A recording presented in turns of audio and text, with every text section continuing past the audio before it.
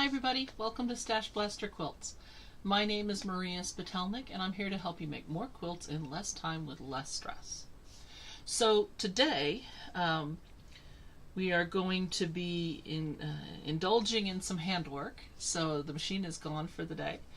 But let's start with your tip for the day. If this is your first time here, welcome. Of course, if you've been here before, you're also still welcome, obviously. But we always start with a tip because I'm a professional organizer. It's either something to do with organizing or sewing or particularly quilting in general. So one thing that happens a lot is that people tell me that they can't make the quilts they want to make because they can't afford to pay what it costs to get decent material for their budget. And I just want to let you know that yes, there are some stores that sell a lower grade of new fabric that most of us know about, like Joann's. Their stuff is perfectly serviceable, but it's not quilt shop grade. But there's also other places that you can go. There are things called deadhead stock, as well as there is secondhand and vintage. So if you in particular want to sew something that has vintage fabric in it, there are places that you can go for that. So if you go onto the search terms and put in secondhand fabric, dead stock fabric, or vintage, there's lots of places. There's a place called dstashify.com. That's when a regular person like me would go on and list my fabric and tell you how much there is and what I want for it, and if you would like it, you can buy it from me. There's also something called Swanson's Fabrics. This is a new thing I just found. The nice thing about it is everything's $5 a yard. Now, most quilt shop grade material is $15 a yard, between 10 and 15. But this is for all kinds of fabric. You could get something if you wanted to sew like a flowy dress or whatever, and it's a little confusing at first, but it starts with the yardage that they have of that material. So it may say that it's got 1.75 yards. That's all they've got. Now you can get a cut of it, or you can take the whole thing. Now, obviously, with 1 3/4 yards, you probably wouldn't take a cut. But if it's a 15-yard stripe, a section, then you might want 1 or 2 or 3 yards or something. So it's really nice in that when you're shopping it, you automatically know whether it's something that's going to be with an amount that's going to work for your quilt. And you can sort by material and things like that. So you can go looking for quilting material, cottons, etc. But you can also look for an acetate or something else like that that might be fun if you're doing art quilting, or if you want to do something more along the crazy quilt line, or if you just want to be able to sew a skirt. So those are a couple of my favorites. I just want to let you know about those. There's also Sew by Sew, SEW by SEW.com, and a thriftynotion.com. A thriftynotion.com is kind of fun because that's exactly what it is. It's mostly notions. When I was on the last time, they did have a little bit of fabric, but it's a less expensive place to buy all the extra type stuff. Now, if you can support your local quilt shop, please do. We need them. We need them badly. And so whatever you can do to support them in purchasing fabric or notions or whatever, please do. But if you are either budget conscious or you have a desire to repurpose fabric, things like secondhand or vintage would be good. You can also go to the Salvation Army and buy Fabric Army there, fabrics there, and repurpose old shirts, things like that. Bonnie Hunter has a couple of books just on taking old shirts and reusing their fabrics. So whatever reason you might be looking for something other than quilt shop, those options do exist for you.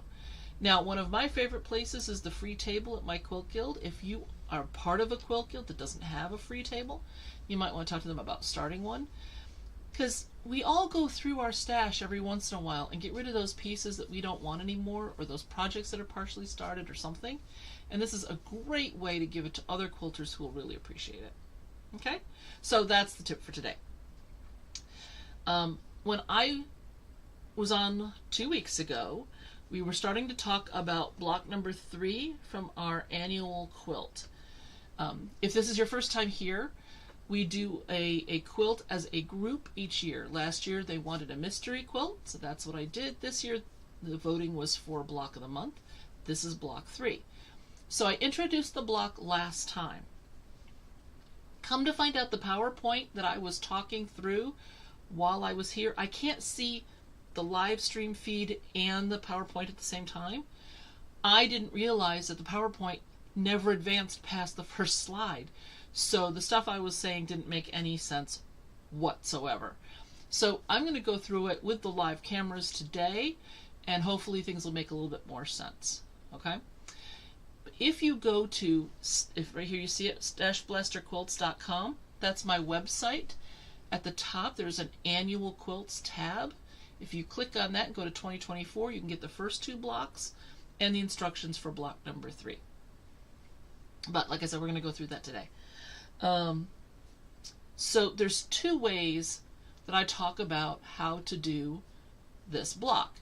Now there's a pieced method, which is what I used for this one, or you can do it through English paper piecing.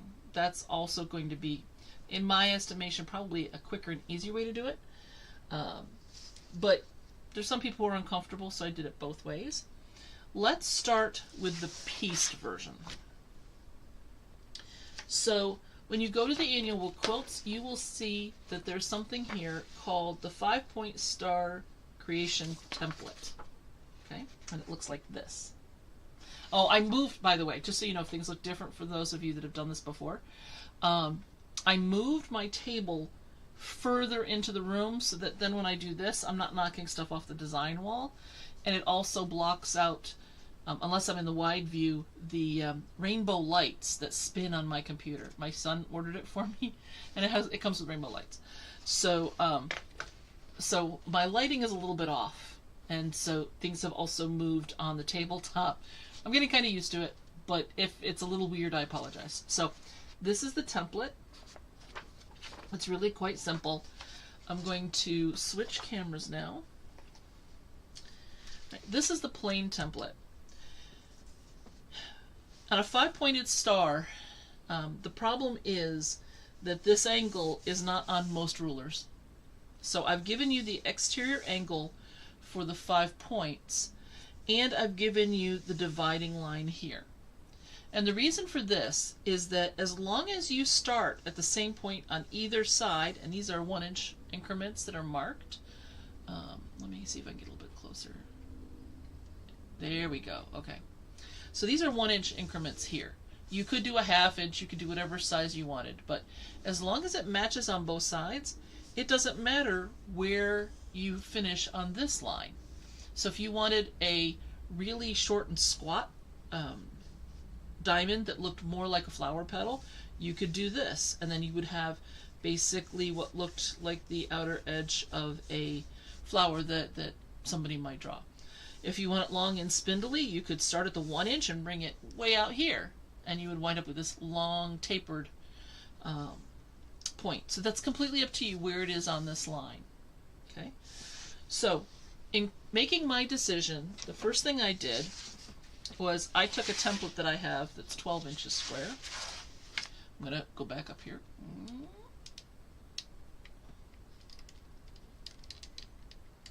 There we go.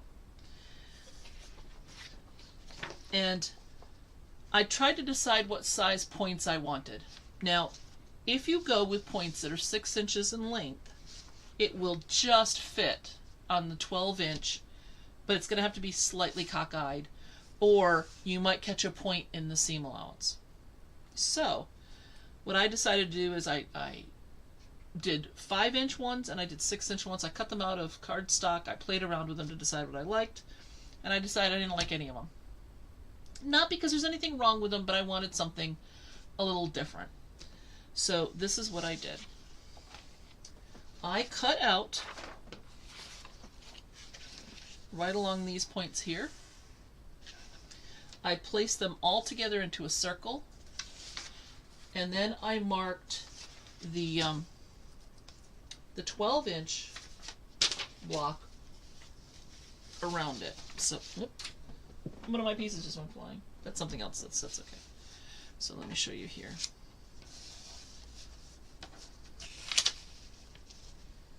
I know it's a little difficult with the lighting. I'm sorry. Like I said, I'm working on that. But you can see, I took the 5 and I put them together. Then I took my ruler, my 12.5-inch ruler, and I plopped it right on top. And I traced around from having this point in the center. Because there's, remember, these points are not marked yet. It's just the this design. Okay?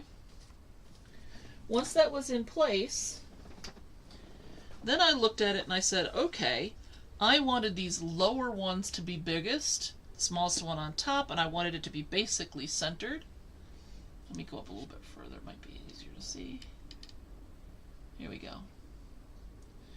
And so I went ahead and I drew in the points that I wanted. So these points are 8 inches, these are 6.5, and this one is 5.5 because I just sketched them on.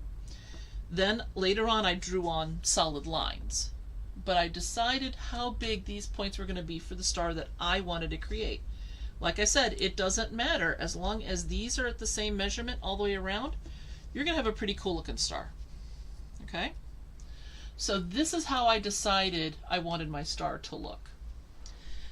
I did do little scribbles to remind me that these are dead space. I could have cut them and trimmed everything all up nice and pretty, but I wasn't really worried about that. Then what I did is I paper pieced. So I took, here I got a couple pieces of fabric in range, so let me just, these do not go together. Do not think ever that these go together. These are pretty ugly fabrics actually together. Okay, so I put down a piece of fabric that was more than wide enough. Now, one thing I did mark was this says sew line, trim line, sew line, because there is no seam allowance added on these two sides, because remember, I just cut them out of the paper where they were. If I had added the seam allowance on, then I wouldn't have been able to line them up quite as easily as by just having them butt up next to each other. So I know I need to add a seam allowance all the way around. So I took a piece of fabric, as long as it was more than wide enough, which is this width plus a 1/2 inch, right? A 1/4 inch on both sides, and more than long enough this way, I put it face up on the paper. Actually, let me backtrack. The first thing I did was I pre-folded these two lines, the ones on both sides of the points. That's all you have to do. This is a 3-point paper piece. So I took and I put a fabric face up, and I went ahead and I said, okay, now what I want to do is I want to put on this side piece. So we're going to imagine that this is my background fabric. Like I said, these are not pretty together. What you're going to do, what I do, I should say, is I put the first fold in place like this. So here's my fabric on here. I'm going to put my next piece face down. Okay, so I'm sure that that's going to cover. I double check that that's going to cover when this folds this direction, that whole star. And you can see here it's not going to. Okay, so that's going to make a difference in terms of me putting this fabric on.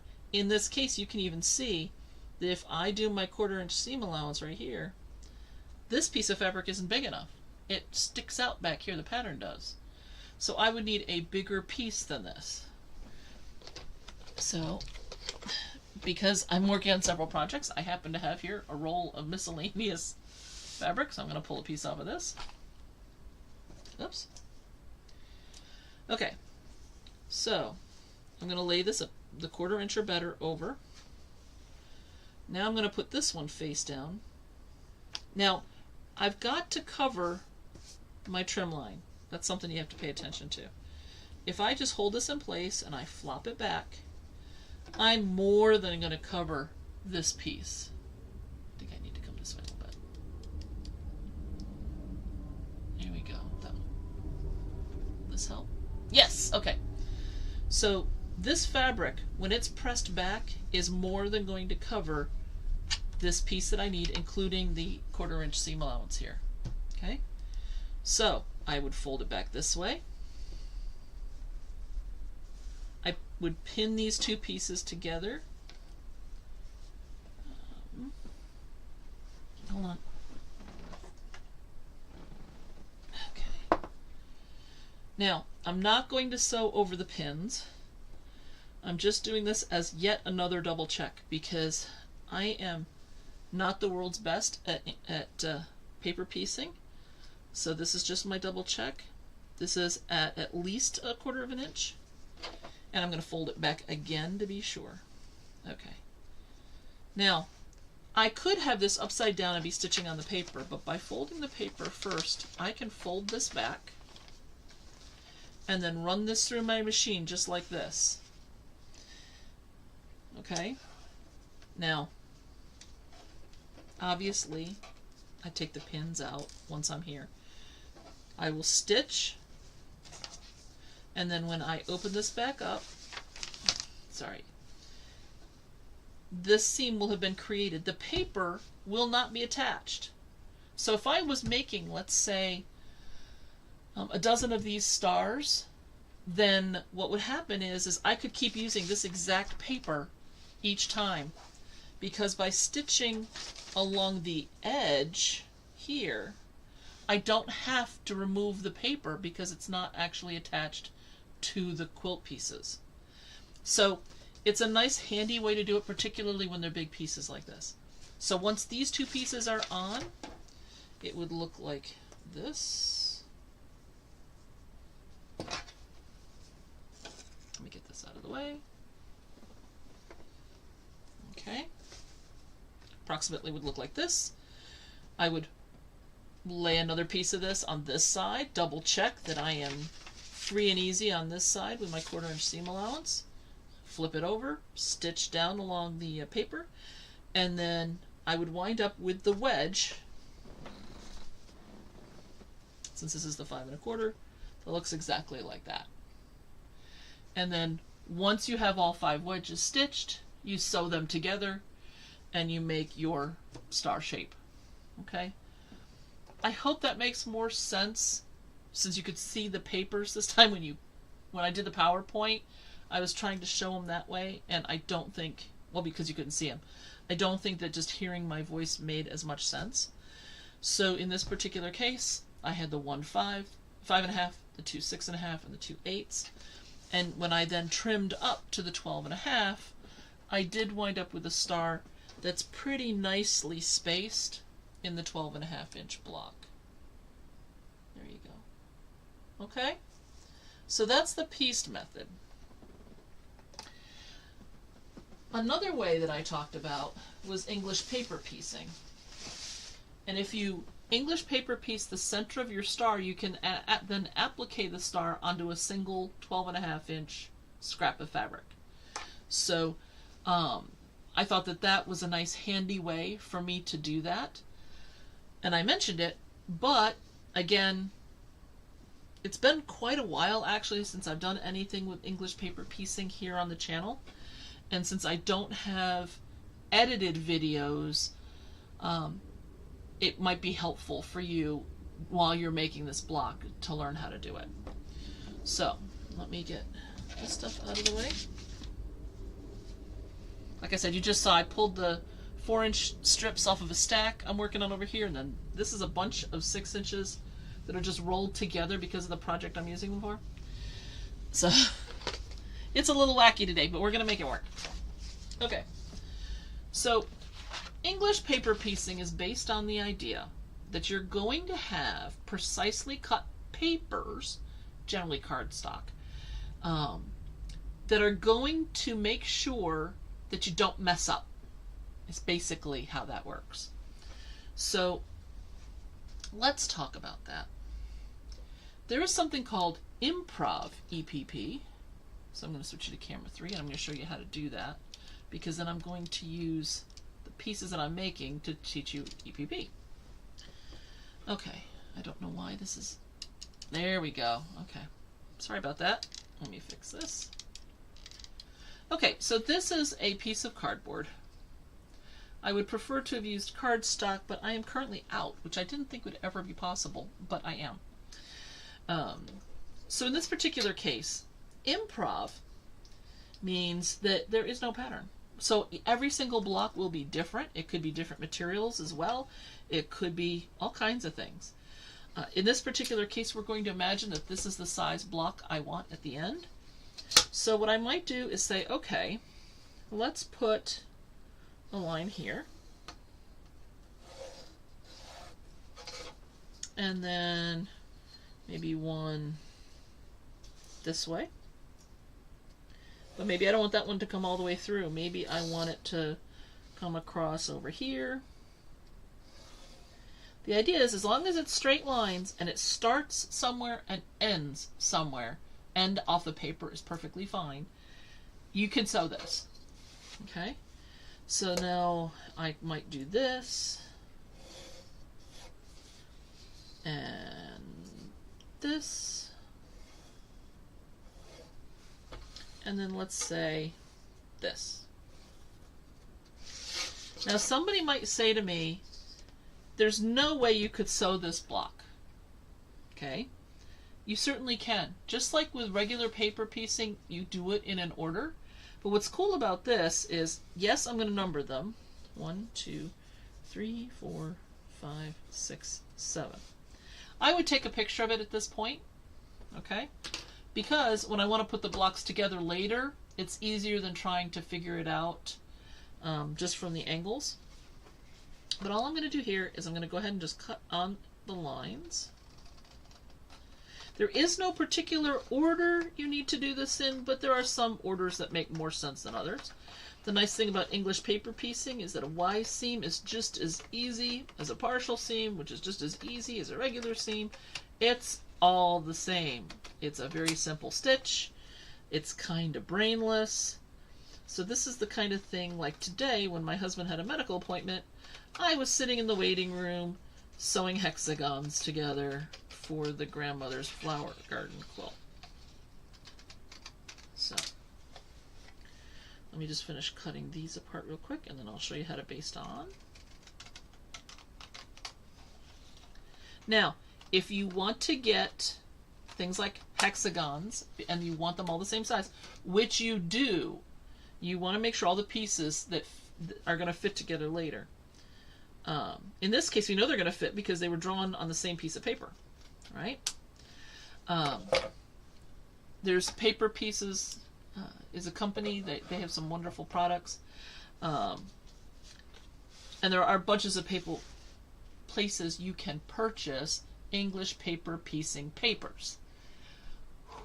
There's also on Facebook several groups for English paper piecing, so if you want to just take a look first and see, there are some gorgeous designs.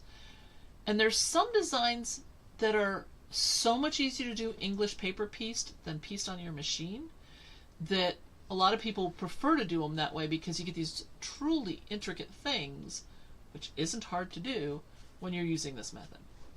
Okay, so let's go back to how do we do this. Okay, so I have this oddball shape that I just cut. Okay? And I have a scrap piece of fabric. Now, it's actually cut into a square. That doesn't matter. You have to decide either you're going to have the number up or the number down.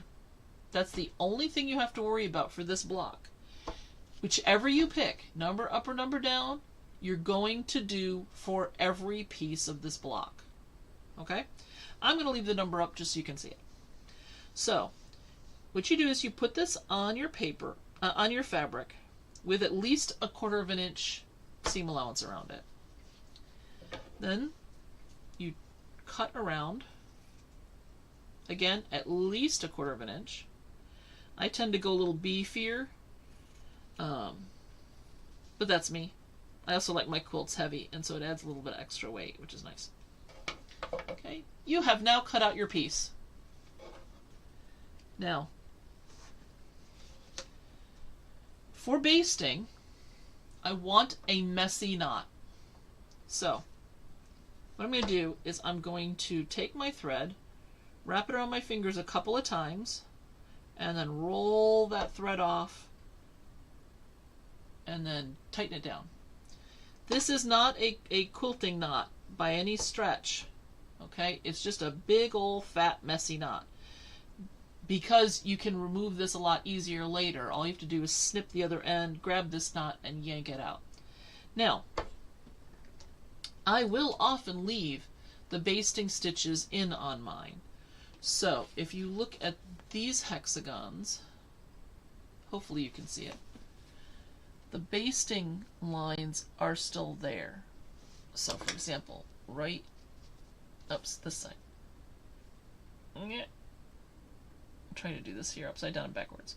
The basting stitch on the orange one is right here. Hold on.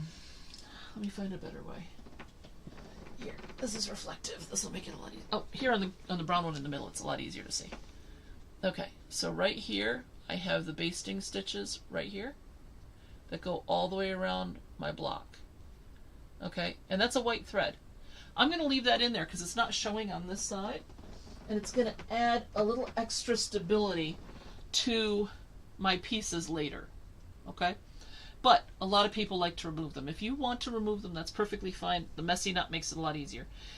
If you're going to leave them in like I did, I use a regular quilter starting knot with one extra twist. So I'm going to show you how to do that too. Okay, but that means that I don't have big clumps underneath. But we're going to remove this one later someday if I ever make this. So I make the big messy knot. Now, I will often... Oh, I thought I grabbed some. Hold on. Stay with me. I will be right back. I like to use office binder clips for a lot of stuff. And this is one of the places I like them. So let me just grab a couple of these here.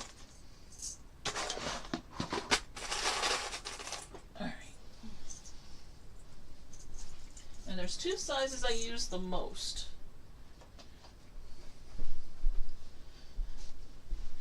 Now, most people are familiar with this one. This is the 1 inch. This is what you find in most offices. I like to use the smalls. Here we go, so it's in front of me. And the micro. Okay, I know it's hard to tell the difference, but this one is significantly smaller. Because they don't get in my way as much when they're the smaller size. Okay, so let's switch back to camera 3. I'm going to grab a quick drink here so I don't start coughing at you. Okay, so the first thing I'm going to do is, if I tip it this way you can see it better. Okay, I'm going to fold this first edge in, and I take one of the binder clips and I just stick it on like that. Now, I will often, particularly if it's something like a hexagon, which is a parallelogram, I'll do the opposite side. In this case, I might do one of these other sides, just to make sure that the fabric isn't sliding around when I'm trying to fold it and actually baste it. I did find when I tried to just hold it with my hands, especially smaller pieces, I would have a nice chunky seam allowance on one side and then almost nothing on the other side. So this is going to make sure that I'm not going to mess up and have my fabric slide.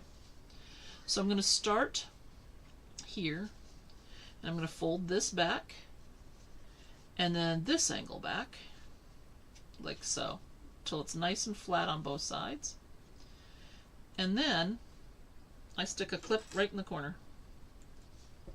Okay, it doesn't matter which size, so I fold side 1, I'll fold side 2, and I will just put my nail there and fold back along the lines. If your angle is sharp enough that your fabric starts to slide out, try it again real quick and see if you can tuck it down in. If you can't, you can do a little bit of an extra fold on there. Okay, so I could take this and tuck it like this. The big thing is you want the sides nice and clear. So now I'm going to stick a clip on this. The nice thing too about using the clips is that it acts like a little mini iron to some extent, and it's going to help these corners stay even and easy for you when it's time for you to sew them. All right, next clip, and then this is the last one. So down, fold it over, hold it in place, clip, and actually I do have one corner left, I'm sorry, and a thread, fold, tuck. Now in this case it's actually significantly past. Can you see that? Hopefully you can. So I'm going to fold down and then over. Oops, it slid on me. This is kind of an odd angle to do this. Normally I'm doing it right down in front of me like this, but then you wouldn't be able to see. Okay. And so here comes my last clip. Okay, so there's our basic shape that we wanted on this side. Now, this is a big enough piece that you can't just baste the corners, and that's a little bit of a shame. I tend to work fairly small, and so I'm able to just do the corner pieces just like here. Okay, I started with my knot, and I took a little back stitch, I came here and did the stitch, and then my back stitch and back. So there's one loop of fabric, of thread. Maybe you can see if I come close enough here. There we go. You can see there's one little piece on top. The whole point of that is because then it locks it in really nicely. If this was regular paper instead of cardboard, you could go right down through, but that means you then have to remove your basting later. I do use a thimble. If you are not used to using a thimble, it goes on the middle finger of your dominant hand, and that's what you're going to use to push against. There are sizes of thimbles. Here in the US, you are mostly going to get sizes like small, medium, and large. Always make sure you try it. The thimble should stay on even if you shake your hand. But you might actually have a couple of sizes that work for you because maybe your hands are swollen at the end of the day, or your fingers are, or maybe it's the other way around. I usually find that my fingers get smaller in the course of the day, so I have a couple of different size needles of thimbles.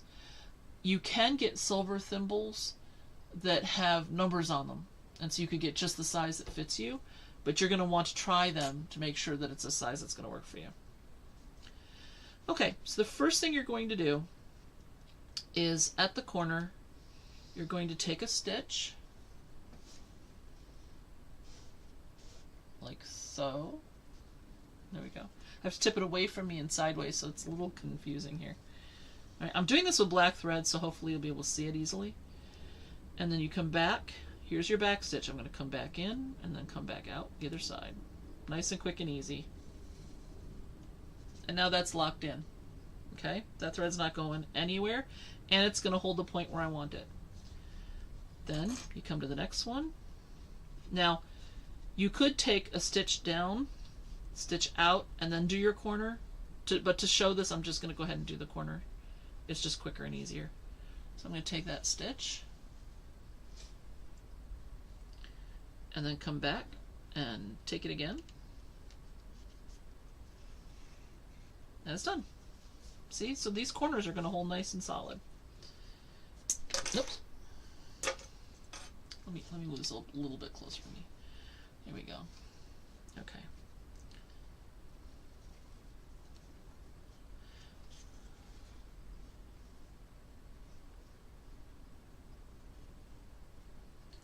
First stitch. Second stitch.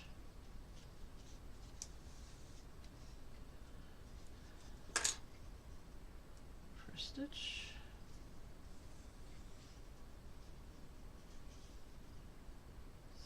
Stitch, and lastly.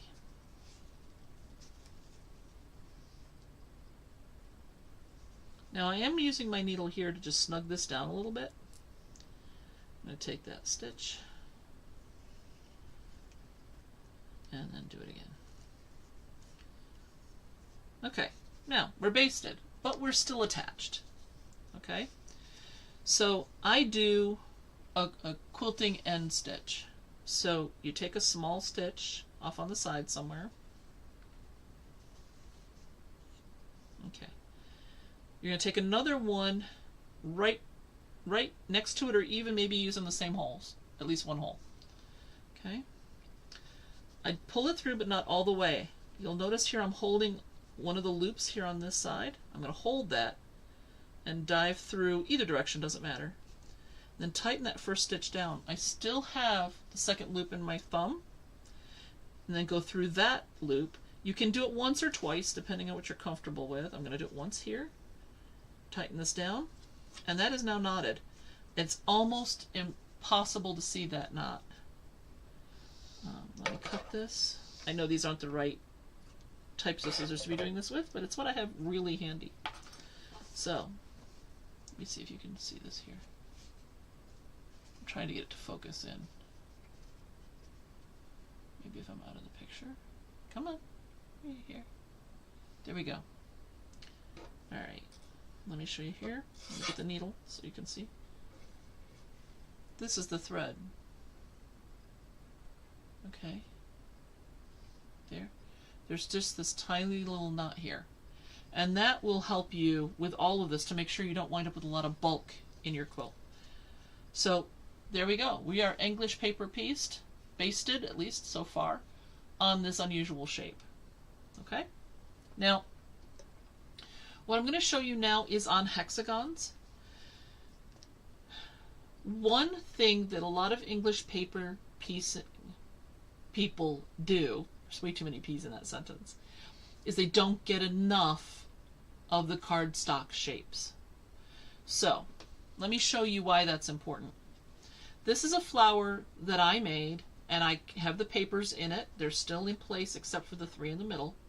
The outer ring has to always stay in place for stability, but this flower lays nice and flat. Okay, I mentioned last time that I got some flowers that somebody else made, and that's fine, but they had taken the papers out from all the way around. So I put the papers back in, but it does not lay as flat anymore. Okay? So I have to do some more wiggling space on this in order to get it, maybe you can see it, yeah, you can see the curve there. It's just not laying as flat. So it's better to make sure you keep them in and then only remove them when all the way around it is finished. This can be really hard because it can mean that you have a lot of these shapes. So keep that in mind. You can harvest them as they get done, but you're going to have a diminishing number because your exterior border is going to keep getting bigger and bigger, and you have to leave the squares in there. So, or whatever your shapes are in there, to have it stay as flat as possible. So let me show you 3 English paper piecing techniques. Okay. All right, let's switch back to camera 3. All right, so I'm going to use some hexagons that I already had. Now, I'm going to do a regular quilter's knot here. Okay. See if I can get up here close enough for you to be able to see. Okay. You take your needle, this is the other end, and you lay it on top like that. You wrap it around at least twice. I like to do 3 times. Okay. I'm going to shorten that tail. You could always just trim it. Now, you pinch that, pinch the knot. Okay. And then draw your needle through. All right. Now I'm using my nail there to set the knot in place. So we did our messy knot, but now, I'm trying to get it over the white, here we go. Now we have this nice, neat, tiny little knot. Okay? So, this is what I'm going to use for my stitching in all 3 versions. So here, I'm trying to get this so that I can do it and have you be able to see. I'm going to take my needle in the side of one of these Okay, not at the edge, in the side, but not at the edge. I'm going to take a couple of stitches here. Now you only want to stitch through the fabric, so my nail is underneath that needle right now. Okay. Oh, hi Pat. Sorry I missed your earlier. I'm going to pull through, and I'm going to take a little bit of a back stitch right here and bring the needle out near the corner. Hopefully you can see that. Okay. Now from the side, I'm going to angle in and come out right next to the point. And then this is the next piece. I'm going to put that right next to it. And I'm going to go in at the same place on the other piece. Just like that. Okay? And push through. Okay, so step number 1, okay, or version number 1, is a whip stitch. You would take these two pieces, put them face to face, like so. And this is very traditional here. And now I'm just going to take, let me try to get closer here again. My camera is backwards from you guys, so it's a little bit harder for me to keep track of here. Alright, you're going to take just a couple of threads at the edge on this one, and a couple of threads on the edge of this one directly across. Come on. I'm not used to working this high up in the air. You know what? I'm going to move the camera on you again. Sorry. Let's move it down a little bit so I have a little bit better control. Okay, that's better. Okay, so I'm going to just take a couple of threads on both sides. Come on.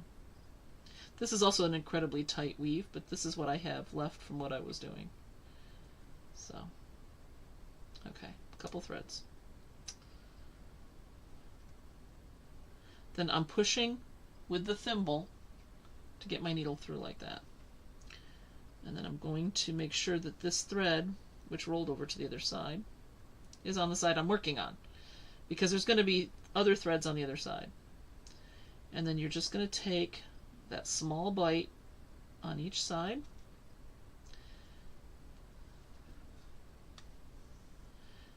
I also use the bottom of my nail because I learned badly. But for the most part, at this point, I'm pushing with my thimble to get it through. So there you go. So that's your simple whip. Oh, I came off camera. Here we go. Let me try this again. Let me see if I can get to focus in. There we go. You can see a couple of the stitches right here. Let me try to move up and focus it again. Nope. It likes my fingernails better than it likes the thread. Okay.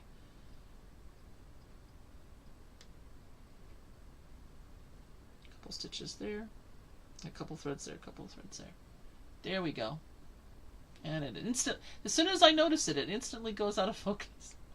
Sorry about that.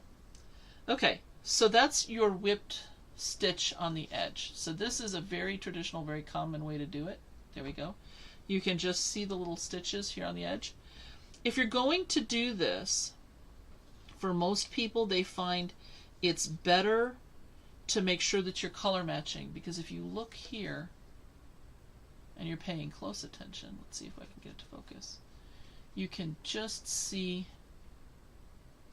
come on, there we go. You can just see those little black stitches at the very top near Elvis's head. Okay, at the very top. So you're going to want to thread match as best as you can to one side or the other. That's one reason why I don't tend to do this, even though I do try to color match my threads. I tend to use the flat back method. So I'm going to show you that. I'm going to make my knot.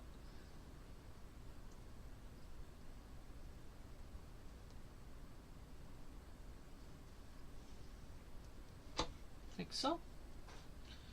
I'm going to start the same way I did before. A couple of stitches, sometimes two, sometimes three, doesn't matter. because I don't want the knot right on the edge. I'm going to take my little back stitch. That just locks it in so it doesn't pull through. I'm going to come out the point just like I did before. I'm going to take this other piece. I'm going to stick it on just like I did before. Use my thimble. Push it through without having it hit the other hand. Okay, now I will often, by the way, take the binder clips I was telling you about and stick one on this side. I get everything lined up. Whoops. And when I stick that binder clip on there, it just makes it easier to hold because I'm not trying to hold everything exactly in position. So that's something you might want to try. Now the flat back method, instead of taking that little bite from the very, very edge, I'm taking it on the back side, and I don't have to be quite as precise, which is nice. Take a few strands there on both sides. This is in the way.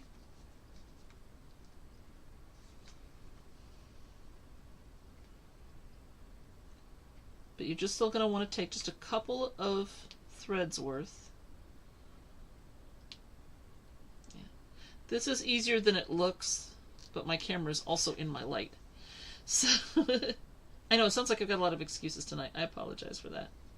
That's not really what I'm trying to say. It's just this is easier to do than it looks like it is from you watching me do it.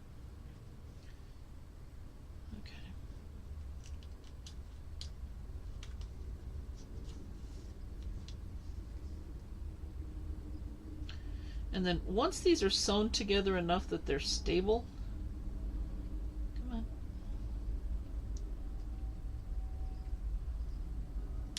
Come on. You can hear it popping out while I'm trying to do this. You can take that piece off and then it's still going to line up at this other end, which is nice. So there's your flat back, and if you look on the front, there are no visible stitches, even though this is not a coordinated thread. So that's why I do it. I will try to coordinate anyway. So for example, on here, you can just see on the back, those are orange threads. Okay, attaching my orange fabric to my brown fabric. There we go. Oh, for a moment it was there. But on the front, you're not going to see anything. So I try to coordinate it anyway, just because I prefer to do that. Plus it gives me a chance to use up all those small spools of threads and things that I have like that. So that's the flat back method. Now there is another method that I learned recently. It's a little bit more complex. I'm putting my knot in, because you're actually sewing where you can't see where you're going. Okay, so again, you start with a few stitches like so. You're going to take your back stitch, and then what you're going to do is go down into your point just like before and up, but you don't come out on the top like you did with the other methods. So this just goes under like this, and it pops out. Oops.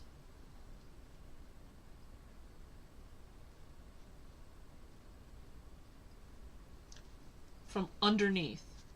I hope you can see that. Okay. And the idea is you kind of pretend that you're a sewing machine, and as if the flaps were open. So let me put that on there just as a clamp. So instead of being out here invisible, you're going to come back under and come out like so, and then go completely under the other side. and then you're going to do it again the other direction. I'm trying to have this open slightly so you can see. Can you see that? Yes. Okay. So you see where my finger is? You see the stitches? So then I'm going to go underneath and come out and go across and stay under. Like this. So basically I'm doing a running stitch between the two, but I'm doing it from underneath instead of on top. It's a little hard to tell because there's some black marks here. Those are not stitches. And so you would be tightening this up as you went. And the idea is it's right where a sewing machine would put the stitches. I have tried this a couple of times. I'm not as comfortable with it, which is part of my problem. But because the stitches are directly between the two pieces of fabric as if they were sewn, they are also invisible. Oh, here we go. They're also invisible. You're not going to see them. For me, trying to make sure that the things are lining up when I can't see as easily where my needle is going, it doesn't work as well for me. But it is a method you could try and see if you like it. For something like this, you're only sewing these 5 little seams together as English paper pieced, and then with the papers in place, you applique the star down onto your fabric. So this is a 5-inch star. I appliqued it down. I didn't do the world's best job because this is actually going to be scrap. But the papers are still inside, so what do you do once it's appliqued down? You take, and here you can see my applique stitches, right? You cut out around your shape approximately 1/4 inch, and then you can pop those papers out from this side and leave your seam allowance right there, and you're good to go. So probably not the world's best definition and explanation, but I hope that it makes sense. I did both methods. I did the piecing, and I did the applique and English paper piecing. Either way works just fine. It's all down to what are you more comfortable doing. Like I said, you're only going to do 5 seams this long. Okay, that's 2 right there. So it's a great chance to try it if you haven't done it before. If you want to practice your applique stitches, you can do that. Because you'll be appliquing this down. It'll give you that practice as well. But I thought that this block could go either direction. Several people did ask me to try to not just do a pure EPP block because of vision issues and other things, and I am all for that. So I did want to make sure that I gave you some options. And hopefully this little demo is helpful. There's tons of demos online where they actually have, lights that'll beam directly onto their hands and things like that because they do a lot of handwork. My space here, I'm actually in front of my overhead light, and so that's making things kind of weird too. I am working on getting this set back up so that it's a little bit cleaner, but there's also life, and you understand that. So anyway, so we've talked about the star, assembling it. You can't see it because I took it down. Okay, the star, which is block 3 of this year's group quilt. And then the first Wednesday of each month, you're going to get the next block.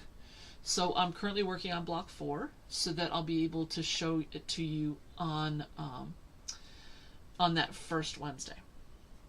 Let me get you updated on a little bit of what's going on here. So this is the one wall of my studio. The grandmother's flower garden. Well, you're not going to get a good view of that. Let me tip this up a little bit. You can see over here, these are the flowers that I've already attached the garden path to. That's why these white arcs are on the flowers.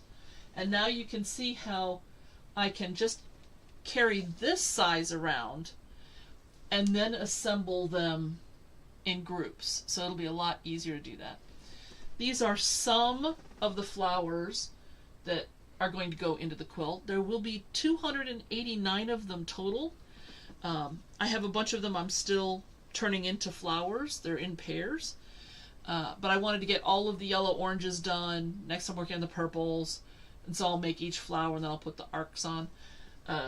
Because then it'll be easier later when I'm trying to make sure I'm getting a good distribution to do that by color later.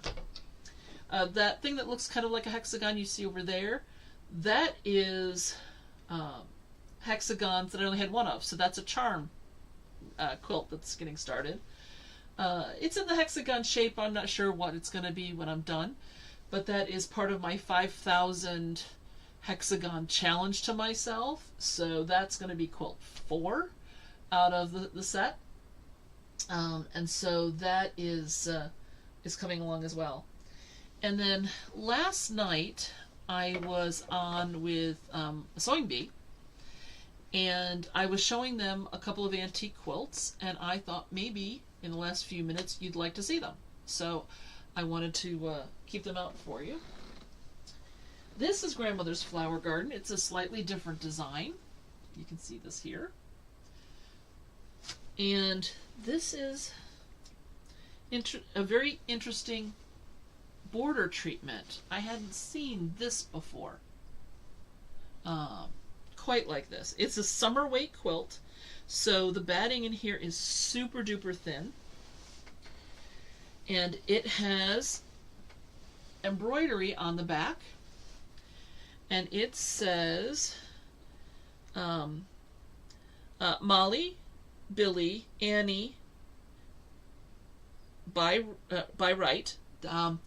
My great-grandmother May Wright did this in 1900. So this is a very old one. It's actually in surprisingly good condition. It's obviously not been used in a huge number of years, and it was loved and cared for. So the fabric hasn't dry rotted. It's still usable as a quilt today. It is hand pieced and hand quilted. So that's kind of cool. And then I have this other one. These are both from my family, which is why I have them. I don't buy quilts. This is made by Emma Wenzel for Virgil and Emma's wedding in 1923, because there's a label, embroidered label on the back. Wenzel is the sister of my great-grandmother was Mayers, but her sister was Wetzel, and so this is for her sister's daughter's wedding. Sorry, no, Virgil, her son. He's the one that was related. So this is a double wedding ring quilt.